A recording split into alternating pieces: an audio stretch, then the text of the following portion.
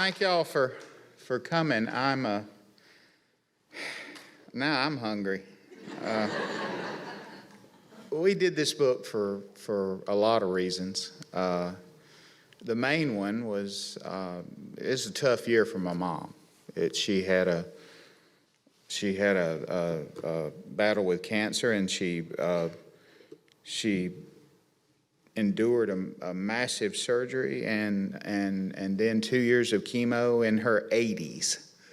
And she is right now, I know this because I talked to her just a few minutes ago, she is throwing sticks of firewood at my dog because he is badly behaved. And she is, I came home not too long ago, and here's this 81-year-old woman, and we cut her small firewood so that she can lift it, because she considers heat from her central heat and air system to be unhealthy. I noticed she doesn't mind the air conditioning in the summer, but she has a big old fireplace, and so we cut her wood because she would manhandle 70-pound sticks of wood in there, but we cut her these little bitty pieces so she can, won't hurt herself. And she was standing on the porch throwing sticks of wood at my dog. And she can't throw for crap, but she was side-arming them at him. And I said, "Mama, why are you trying to kill my dog?" And apparently, and this will take care of any hunger pangs you might have had, he has become a grave robber, and he digs up cattle or anything that or deer that have perished in the woods. And you know how a cat will bring a lizard to you? He will come up in the yard dragging my mama a decomposing billy goat. And the smell is beyond belief. And he's so proud. He's just so proud. And but she survived. She survived as she has always survived. And but it was a long 3 or 4 years. And Mama in the hospital will not wear her gown because it is indecent. So and I'm not making this up, in intensive care, she is in her khaki pants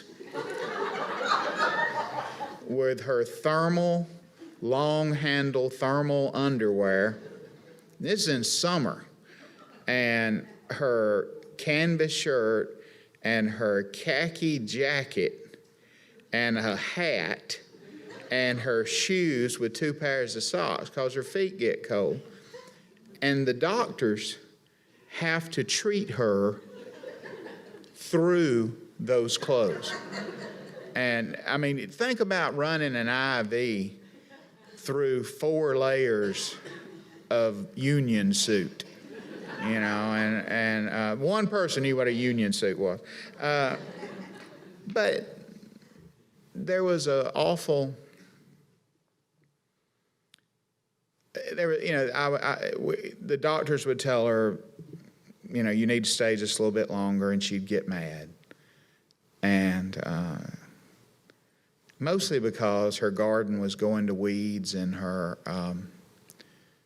she wasn't cooking. And she was eating hospital food. And she even dreamed about food. And they were giving her some pretty good drugs, so she had some good dreams.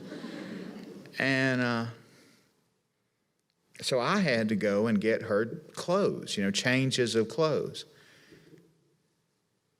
And one day I walked usually I went through the front, but this day I went through the side, and I walked in through her kitchen. And the kitchen always smells, and y'all know this smell. It always smelled of bacon, cornbread, biscuits. It always smelled of pinto beans and ham, which has its own special kind of nutty flavor. It always smelled of meatloaf or bacon chicken or chicken and dressing and it always smelled like bacon grease. And this time it was all wrong. It was all the stove, which is never cool. The stove is never cool to the touch. It'd be like the coffee pot is never cool to the touch. But it smelled like old iron. That old burnt iron smell, that old cold iron, and lemon-scented dishwashing detergent. And for some reason, that broke my heart. And I guess I know why it broke my heart. So what I did, I'm looking at myself in this window back here, and my bald spot is considerably bigger than the last time.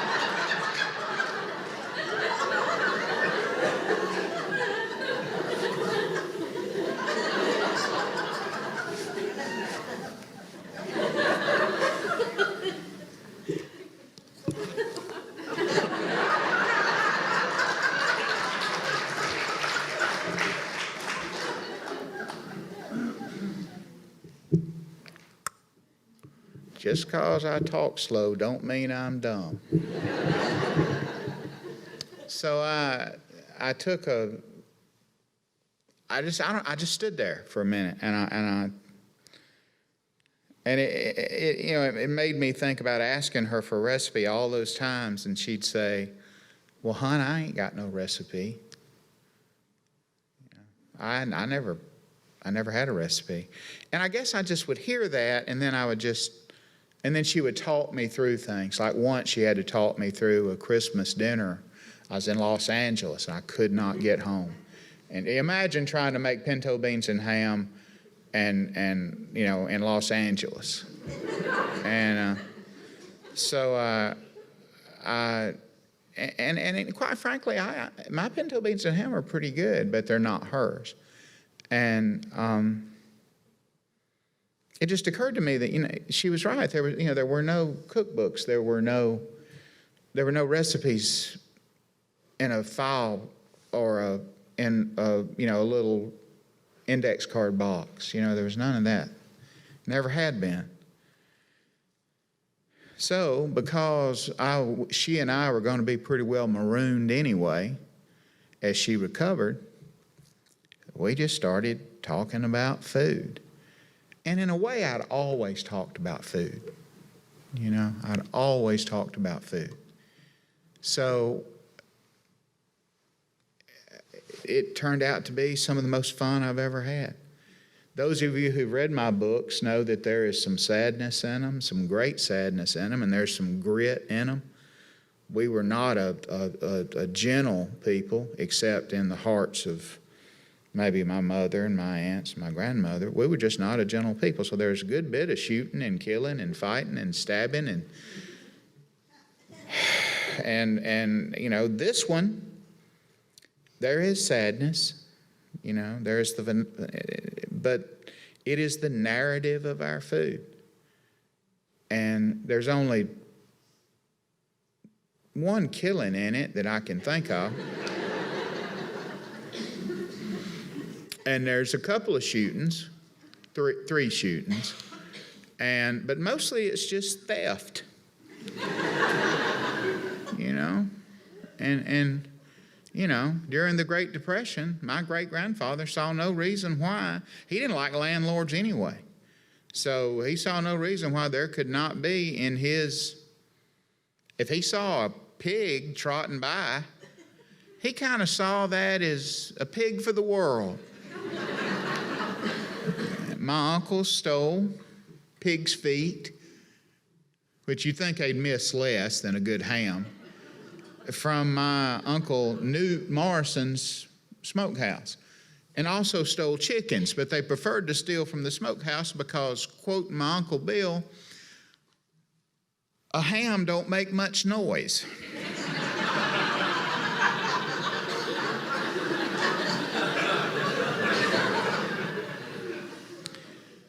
So there is some sin here. It's not that gentle, but it's the gentlest book I ever did. I used to think gentle was dull, but it found out it ain't. So we did it, I guess, for the fancy word would be archival reasons. We did it so there would be a record of these people and there would be a record of their food. I've done that in other books for the same purpose. Maybe that's what I'm supposed to do. And it beats the hell out of working.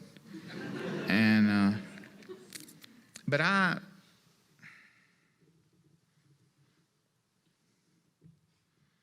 guess this one was sweeter, I hope, maybe a little bit. And not just because there's a recipe for butter rolls that basically is a dumpling, a biscuit dumpling, swimming in sweetened milk with vanilla and butter and cinnamon. And if you've never had one, they're called butter rolls. I don't know why they call them, but I guess because they start out with a little biscuit, you know. But basically, they're almost well, they are dumpling-like. You know, look, let's face it, a dumpling is kind of gummy in texture, and these are a little bit gummy, but they're gummy delicious. I mean, they're you know, and so there's everything in here, but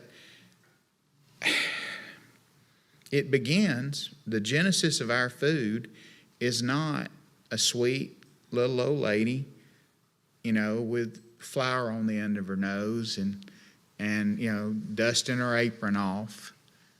It doesn't start like that.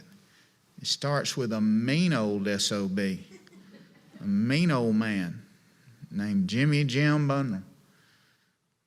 You know, he had a fury in him. I mean, he was a logger and a fighter and a drinker.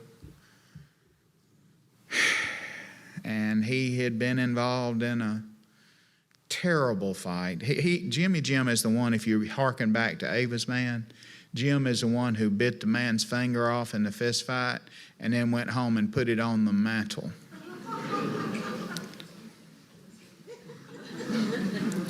And people wonder why I am the way I am.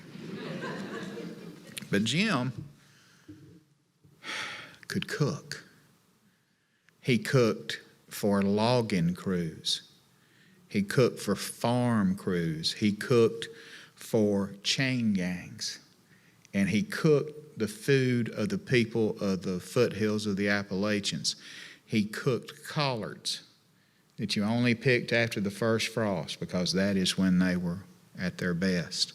He cooked pinto beans and ham. He cooked white beans or northern beans or baby limas or butter beans that slow cooked with pork spare ribs. He cooked a porridge that was as simple as just a cool cornbread mixture, slowly added to hot, buttery chicken broth, cooked with onions and celery, maybe a carrot or two. But carrots were not that common in that red clay. And he cooked sausage gravy and biscuits. He cooked red-eye gravy. He cooked, you know, poured over diced tomato piled high on a hot biscuit so that red-eye gravy, which is just meat grease from ham slices or white meat, we call it white meat, fatback, fried, and then in that grease, I'll call it oil if it'll make you delicate people feel better. But in that hot grease is added, and it doesn't matter if it's 1/8 of an inch or 1/4 of an inch. If you got 1/4 of an inch, you got a lot of grease. But in that iron skillet, in that hot grease is stirred an equal measure of black coffee. And you reach down with a spoon and scrape those bits and pieces of, in New Orleans they call it the debris, you know, but get down in there and scrape that stuff up and get it swirling around, and it will combine. You know, that hot oil and that coffee will combine. And there'll be little puddles of the hot oil, little bubbles of the hot oil in there. And you either, with a big spoon, or if you're brave and don't commit any third-degree burns, you can pour that over that mound of red tomato and it does something to it as it trickles down through there, and it wilts that tomato, and it pools in that biscuit. And I can't tell you why it's good. I'm not a good, and I mean this, I'm not being facetious. I'm not a good enough writer to explain to you why it's so good. But that on a big ceramic plate with a chip out of one side,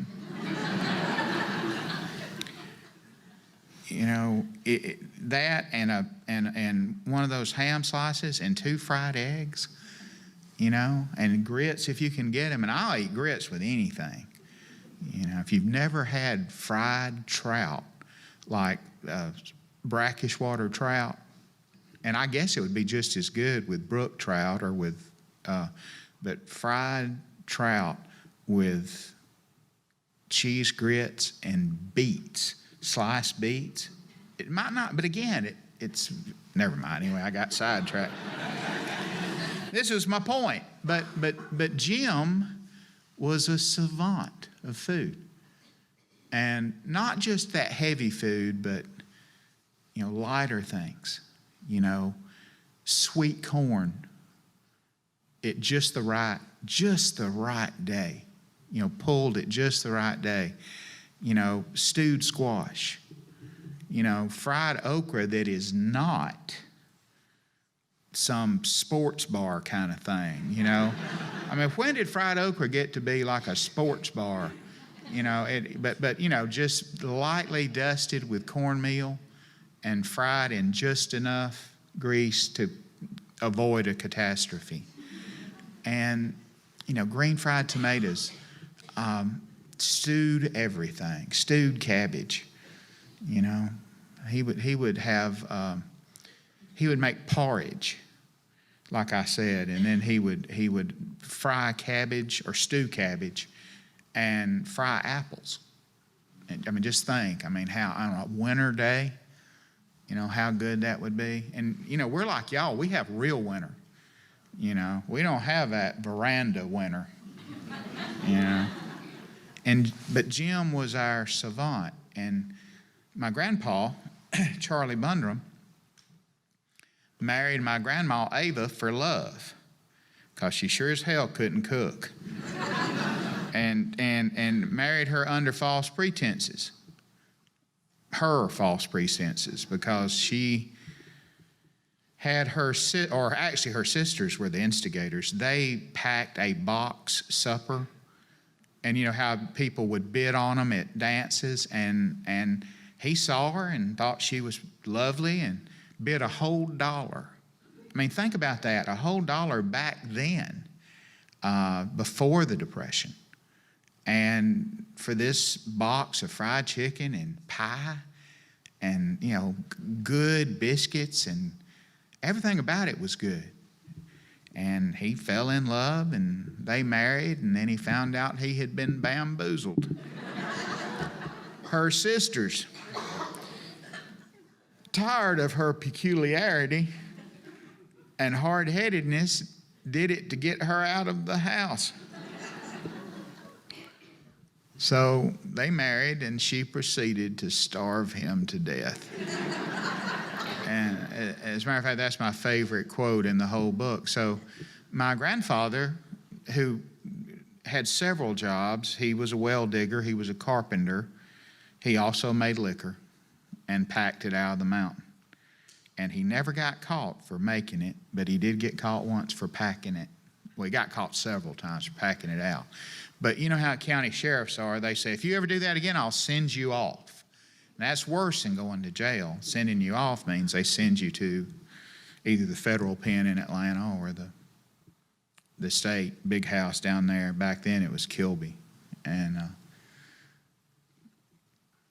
but as we like to say, that's another story. But he was starving because she didn't care about food.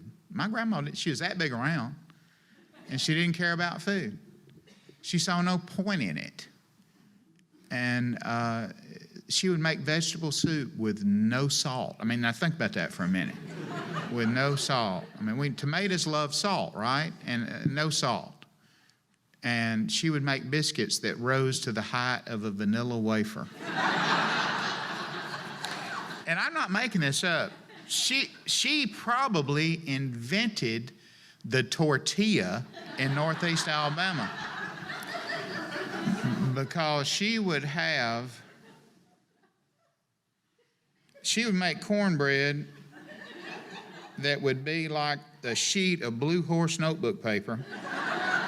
And if he would complain, she would quote to him from the Bible of the virtue of unleavened bread. So he was dying. He was dying.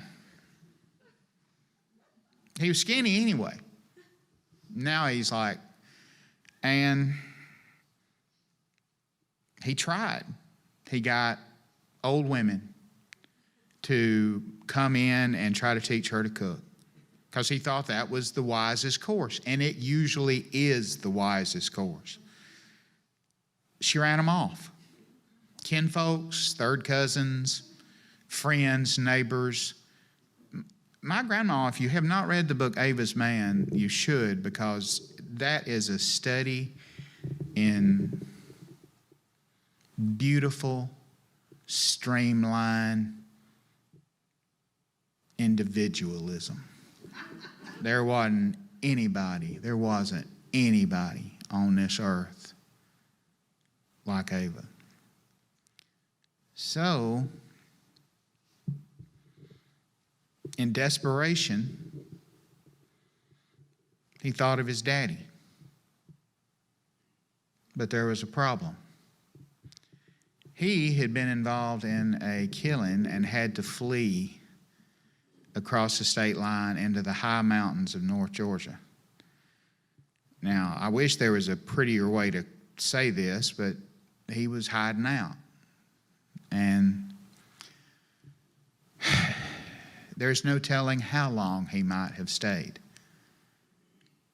But my grandfather, in desperation, got on his gray mule, and my mama wanted to make sure that it was a gray mule, that I got that point across. Got on a gray mule and rode into the mountains of North Georgia to search for his father, and found him. And he comes riding up to this clearing, and here's this old man, smelling like wood smoke and chewing tobacco, and, he was always smoking a pipe. He had an honest-to-God corncob pipe. And he was one of those smokers that never had to really touch it. He could move it around from side to side in his mouth, just amazing. And if it was out, if it was unlit, he'd turn it upside down, just because he could, because he wanted to. It didn't mean he took it out of his mouth, and he would breathe through it, suck, that you'd hear the air going, y'all know what I'm talking about, kind of like that. And he had a bushy mustache that he trimmed, not like this other man we know, but he trimmed it right here, so it come down to like right here, and it was like thick as like a briar bush. And here he is squatting in this clearing, and my grandfather rides up and he looks at his son. He hadn't seen him in a while, and says, my God, boy, you're skin and bones, or something like that. And my grandfather, it's my favorite quote, said, "Yes, I am, Daddy, and this is the way they talked, for I have married a pretty woman who cannot cook. And I do believe I am starving to death." And the details will come apparent in the book. 500 pages, I should have got to it.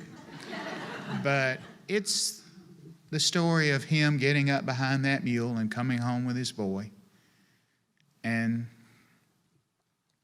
teaching through much bloodshed. But they were the same person. That hard-headed old man and my grandma were the same person. And through that heat and fire and cursing, she wanted to push him down a well once, and went looking for a well. Went looking for an abandoned well on this old home place that had either burned or rotted down. I think it burned. And she's wandering around, and the neighbor says, "Can I help you, young miss?" And she says, I hear there used to be a well hereabouts. And the man said, why, yes, ma'am. It was over yonder, but we filled it in after 2 people fell down it. And she said, pity. And he said, oh no, young miss, we fished them out before we did that. But she meant, there went her chance. And I don't believe she would have pushed my great-grandfather down a well. I do not believe she would have done it. But if she had done it, she wouldn't have just pushed him down the well and went away. She would have pushed him down the well, and then she would have sat down beside it and sung him a song.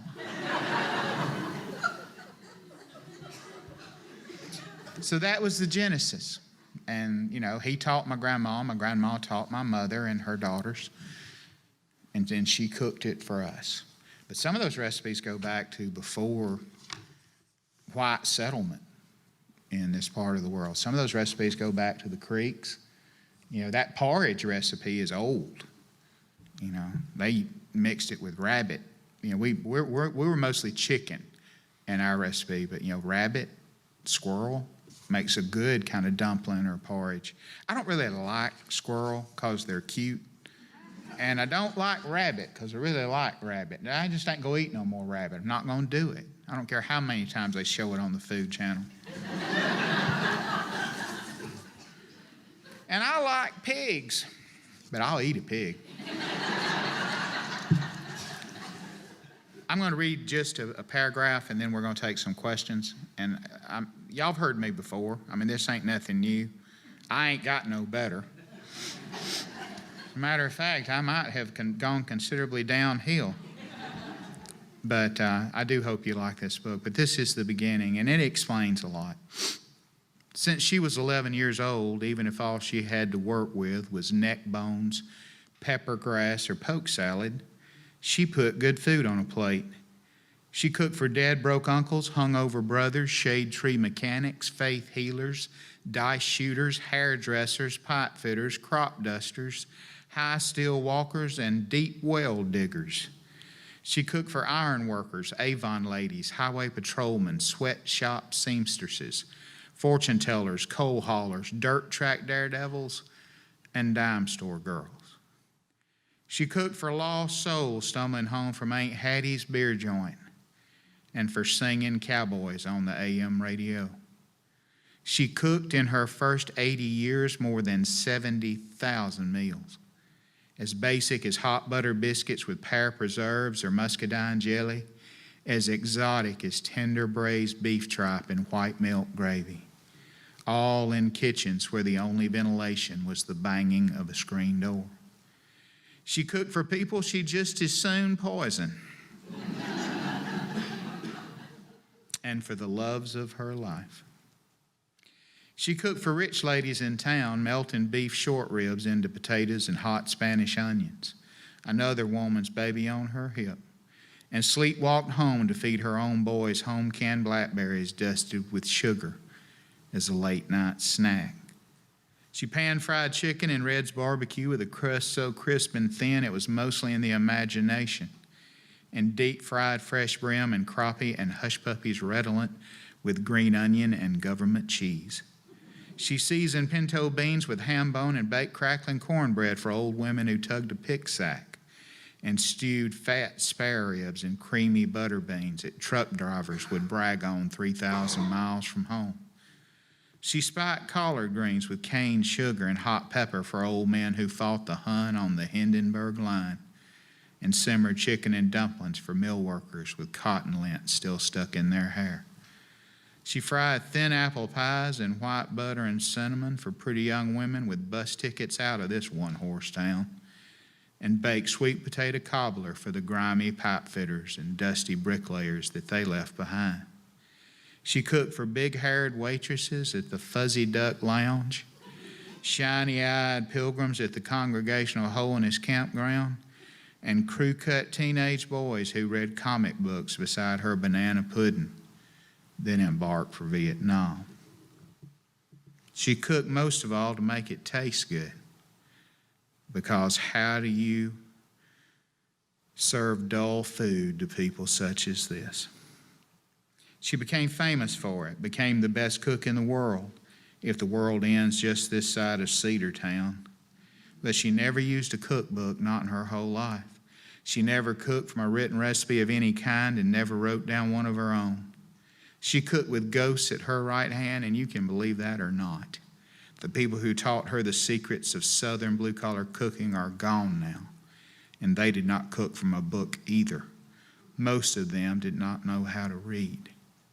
Every time the old woman stepped from her workshop of steel spoons, iron skillets, and blackened pots, all she knew about the food left with her, in the way that when a bird flies off a wire, it leaves only a black line on the sky. Thank y'all.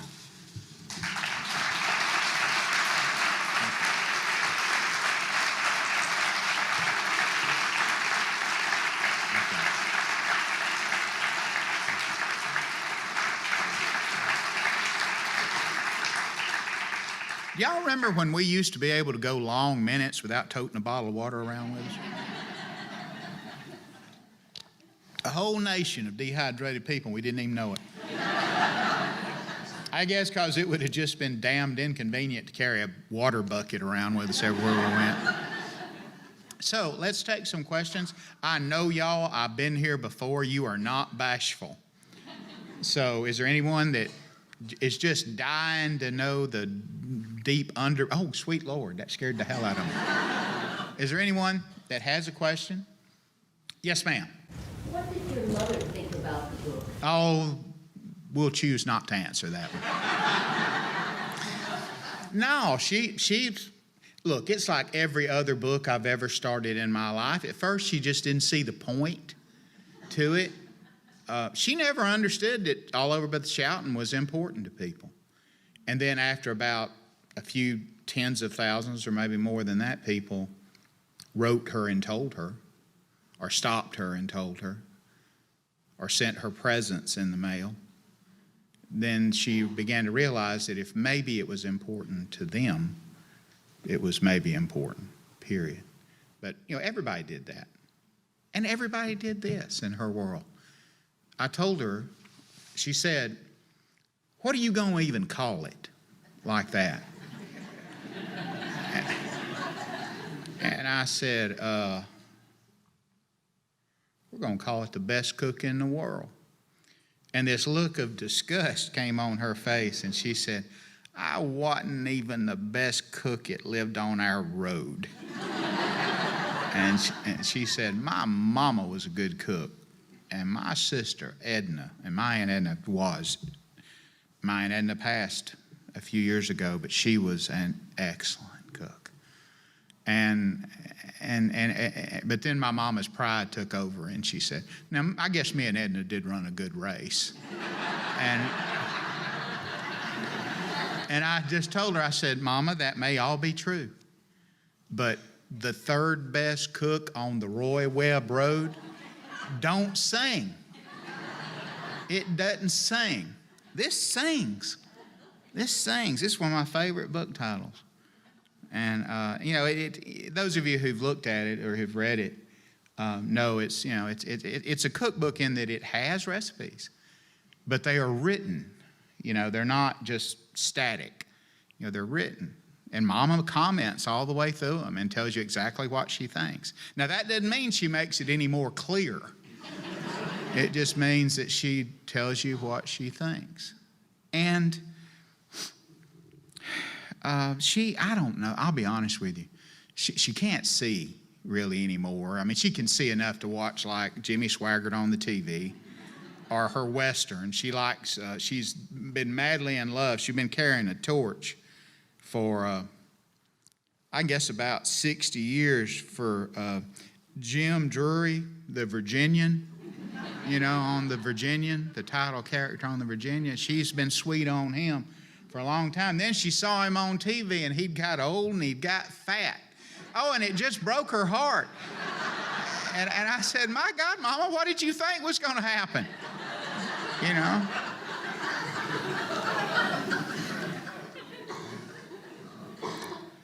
Anyway, I digress. But so what she said was, you read it to me. But see, the thing she did, I'd already read it to her. I read her big chunks of it because it's better to always head things off at the pass. That old saying, it's easy. What is it? It's easier to apologize, ask forgiveness than permission. Not in my damn family, it's not.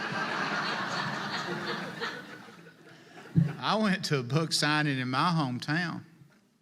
And we could draw 700, 800. I mean, we draw a big old crowd. And I guess we don't get as good a cable as y'all do. But anyway, one of my cousins, cousin Carlos, he's the one that his daddy named for a label he saw on a crate of Mexican apples, and it's actually Carlos back in the 1930s, but it's because we're where we are, we pronounced it Carlos. So I thought his name was spelled Carlyss. But anyway, he called me up and he said, Rick, I need to talk to you. I ain't going to give you the cousin's name, but cousin so-and-so has said he's got to drinking. And he said if you come to town and talk about your book, he's going to cut you.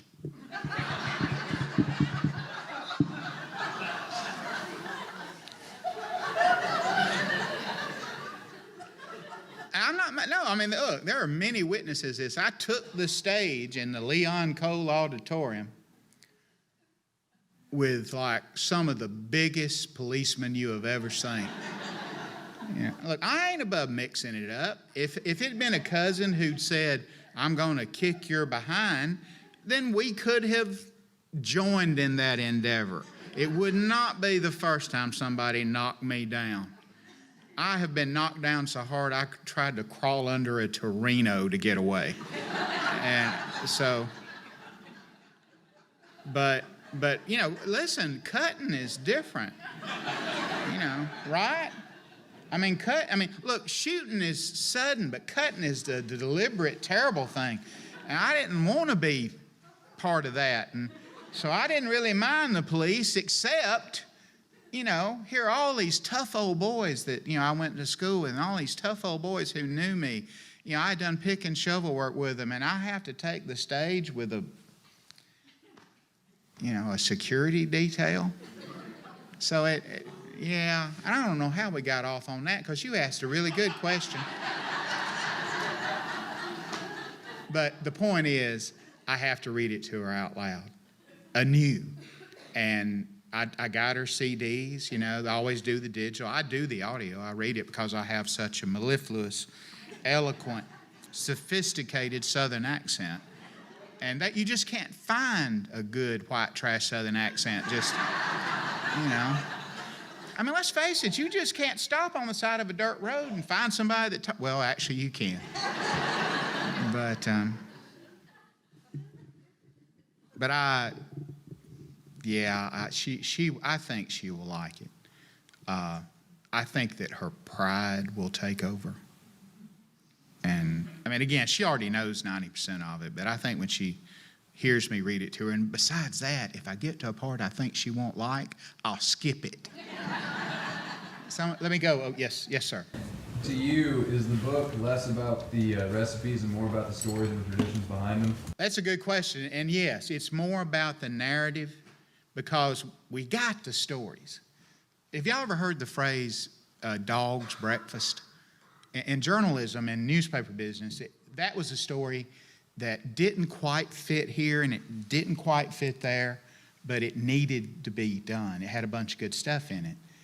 And in some ways, as y'all can tell, I'm prone to run off on a tangent. So in some ways, the narrative of this, was always there. But I couldn't really run off down that trail. And, every book I'd ever written would then be this long.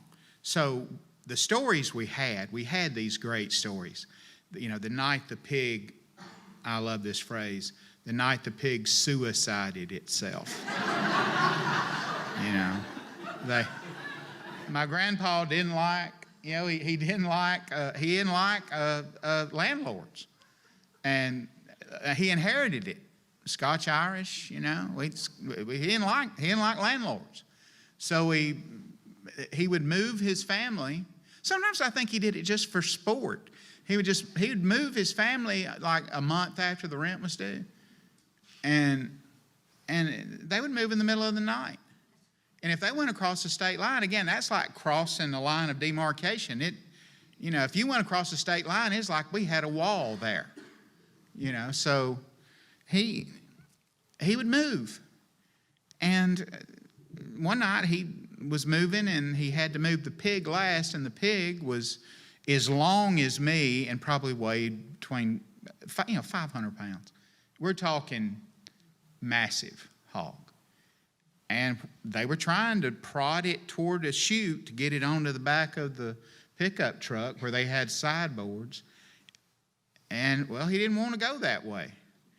And he ran head first at full speed into the steel bumper of the truck and fell over dead.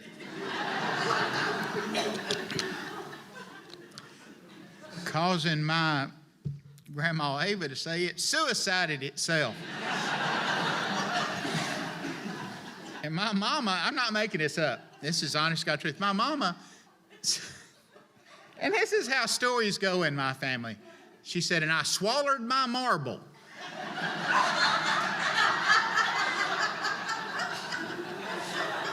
And I said, what? You know, and I'm 58, so I can cuss in front of Mama now. I said, what the hell do you mean you swallowed your marble? And she said, well, back then when I was that age, and she was little, she said, I used to tote a marble in my mouth and tell all the other kids I had a jawbreaker, you know, a piece of candy. And she said, they didn't know. And it never did wear out. And I said, I guess not. And she said, and when that pig suicided itself, I swallowed my marble. And then she said, and you know, after that, I could talk plain.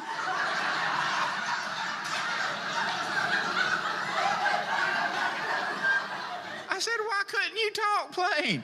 And she said, I just couldn't talk plain back then. People used to make fun of me because I couldn't say 13 and 14. I'd say 13 and 14.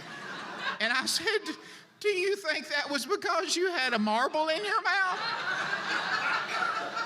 So anyway, she swallowed the marble and began to talk plain. And they had 500 pounds of dead pork in the middle of the night that had to be butchered in the dark, you know, I mean, literally by oil lantern.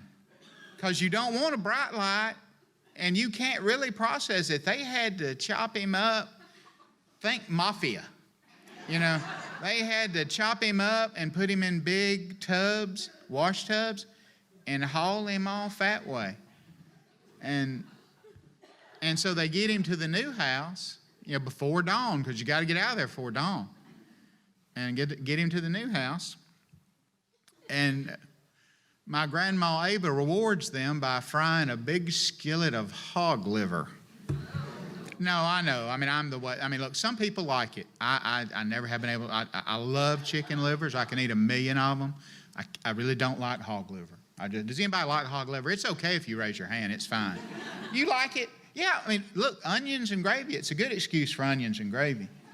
You know, but the kids, even these were poor kids. These were depression kids. But they didn't really dance in circles at the prospect of hog liver. But that night, she told them, she said, I'll cook us something good. And, you know, you cook the liver first because you had to. You had to cook it first.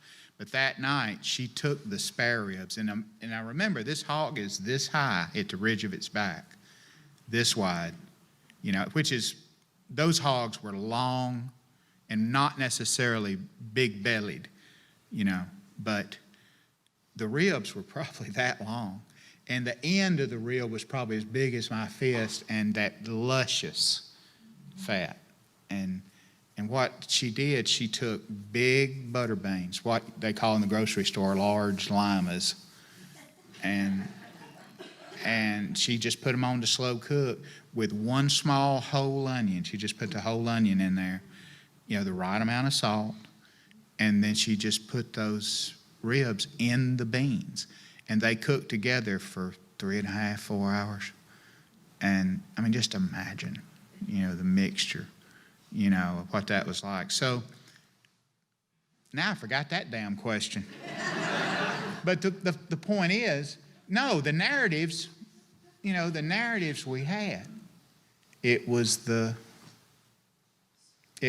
science, the translation of the recipe that was miserably hard to do, So I just gave up. And I wrote the recipes the way Mama told them to me. And there is a list of ingredients. You can cook them. But a bunch of snooty chefs have asked me, they've said, well, did you have a test kitchen prepare this or something? I said, look, I am 6'2" and 230 pounds. I am a test kitchen. And,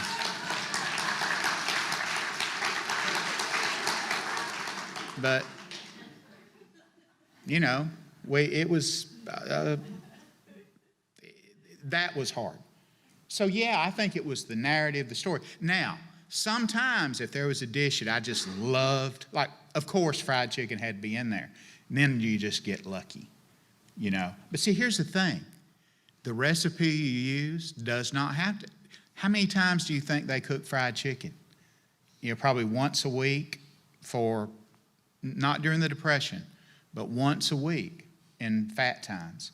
They probably had pork 4 or 5 times, and if you count seasoning, more than that. So that was hard, was that. But no, it started with the stories. Because I don't think I would have done it otherwise. Because I'm just not a, I'm not a cook. I suck. I'm terribly bad. Yes, ma'am. I'm sorry. Yes, ma'am. Since the recipes weren't written down, in order to get your narrative and to get the details too, did you take notes as she cooked or just as she talked? I wish I were diligent enough to have stood over her as she did that, but that would have taken until I was dead 40 years.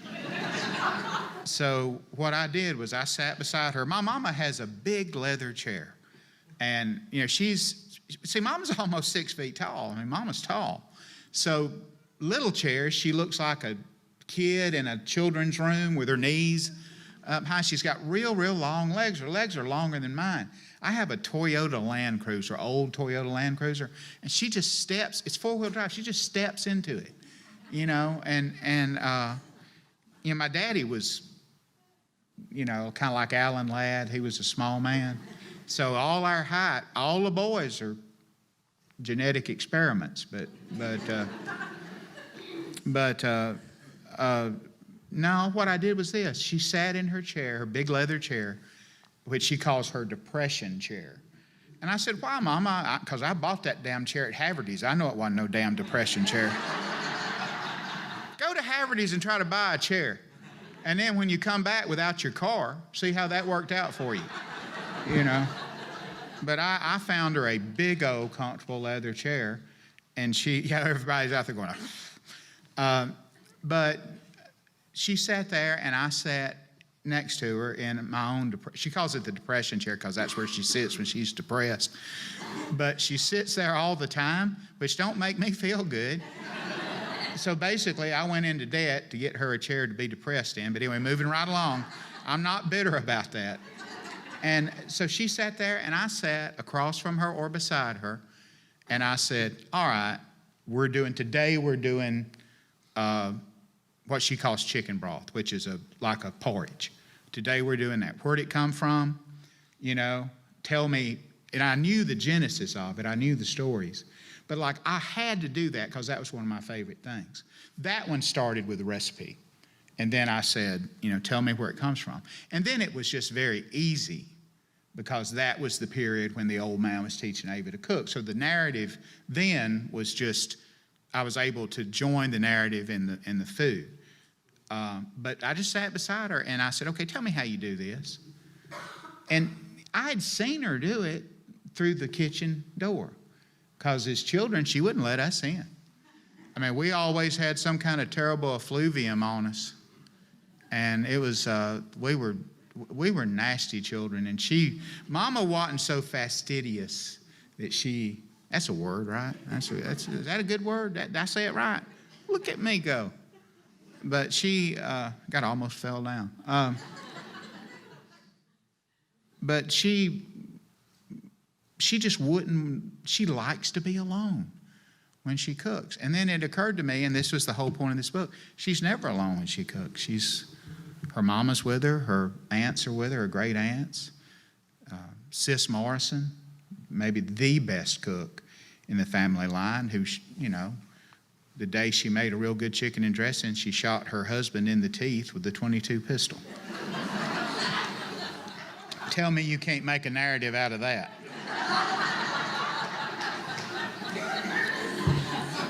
How we doing? One more? They run this damn thing like an Italian train, so we'll take these two gentlemen right here.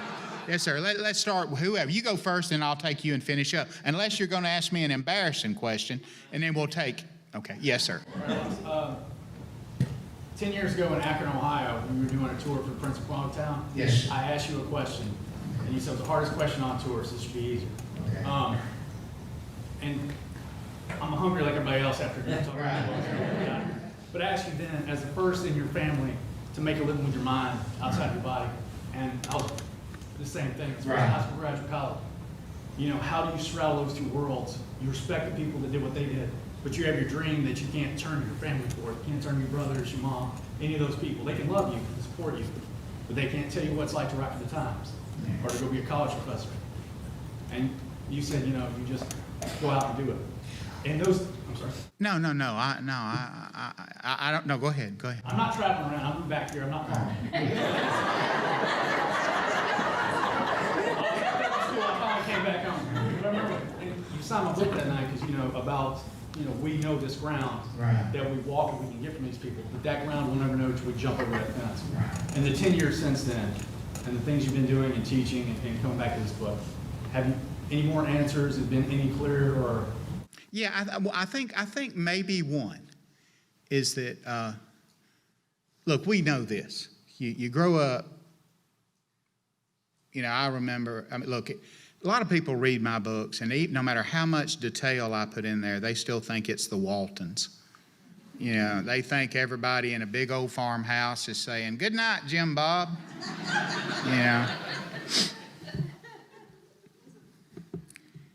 And it wasn't like that. It was a Jim Walter home. Y'all know what those are, little wood frame houses. And it was the smallest one you could buy.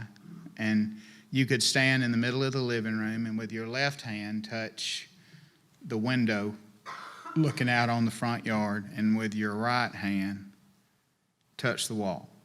And that didn't mean we didn't have like 18 pieces of furniture in it.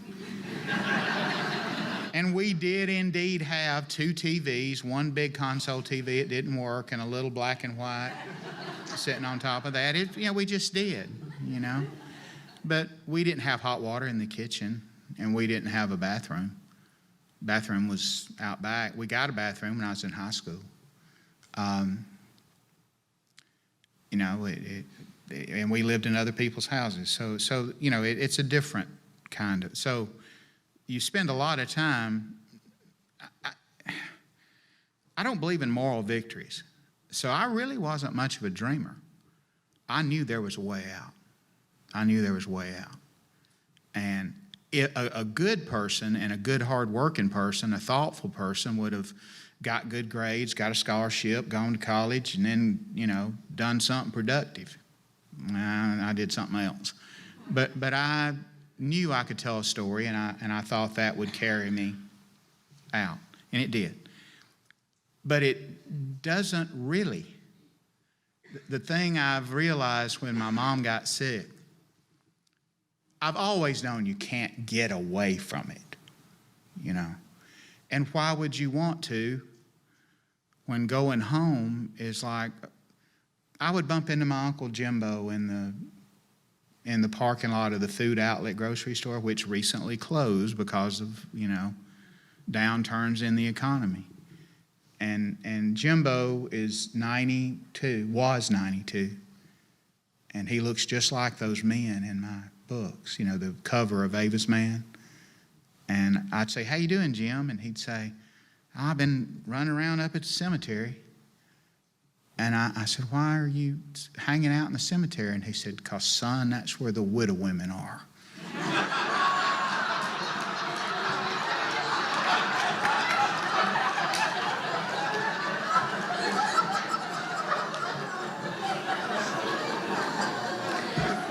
So after years, even when I realized that any worth and value that I have as a writer is bound to those people, is bound to them.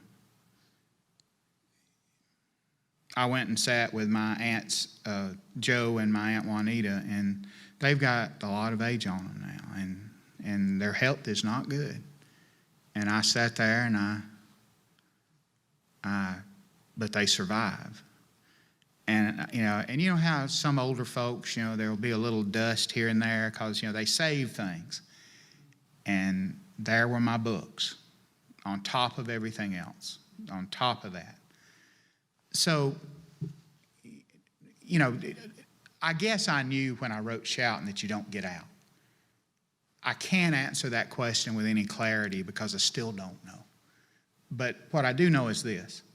I think about my people and the bad decisions they make.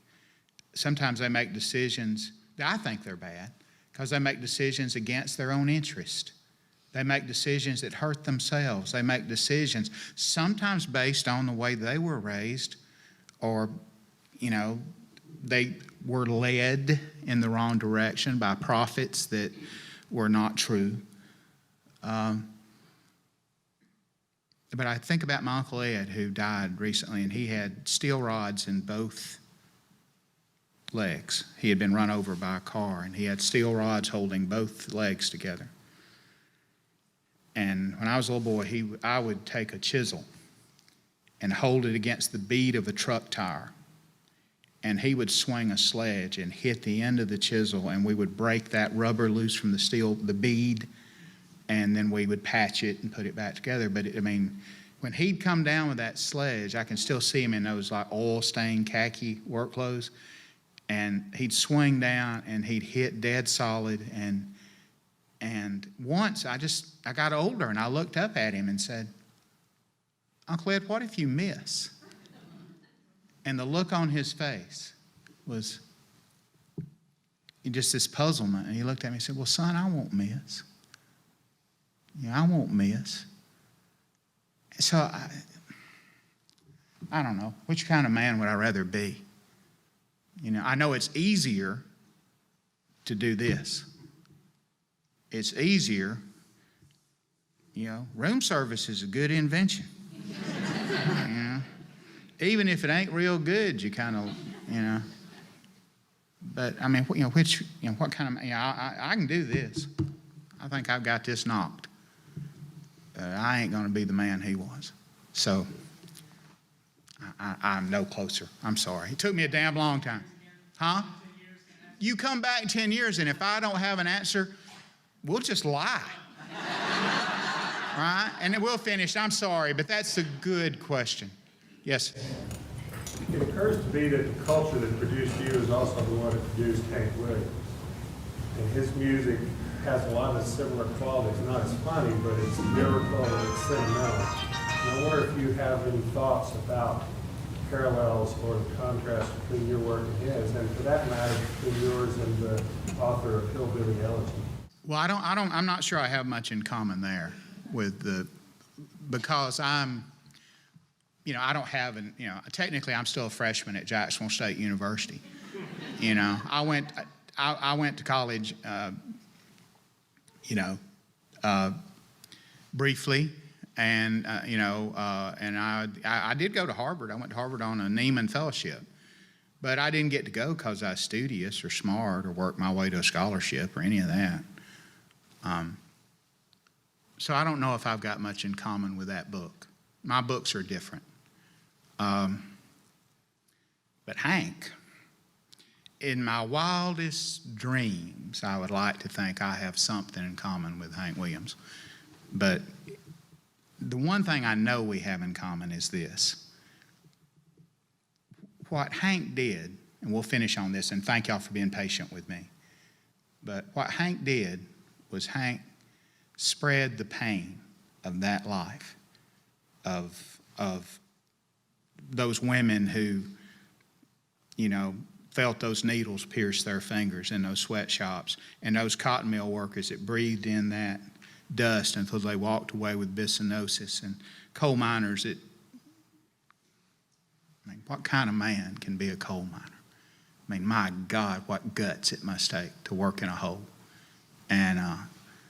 And you know, and then just living, you know, a boy that calls another man his daddy, you know, the losing love.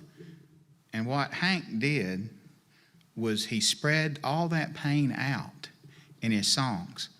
I mean, it went out over the airwaves, and instead of intensifying or drawing it out of us, it was already there. It didn't have to draw it out of us. It was already in us.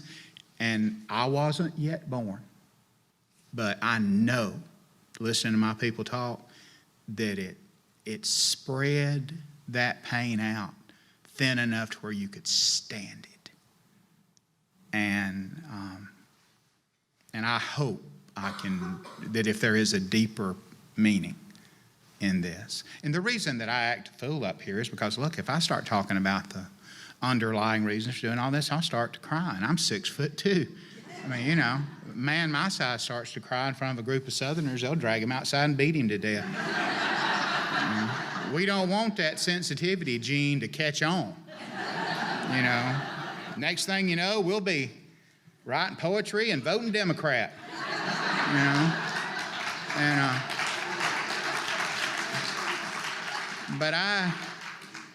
but Jerry Lee Lewis said something, and this is what I would like to think I can do. Is he was talking about Hank Williams. You know, I spent 2 summers at Jerry Lee's bedside, and Jerry Lee said, Hank. I'd said that I think Hank got my people off their knees. You know, now they weren't on their knees because they were weak. They were on their knees because they worked there. You know, and he liked my line about how Hank got them up off their knees, and he took that pipe out. He took that pipe out of his mouth and said, "I like that." He said, "Hank got them up off their knees, and Jerry Lee set them to dancing." Thank you.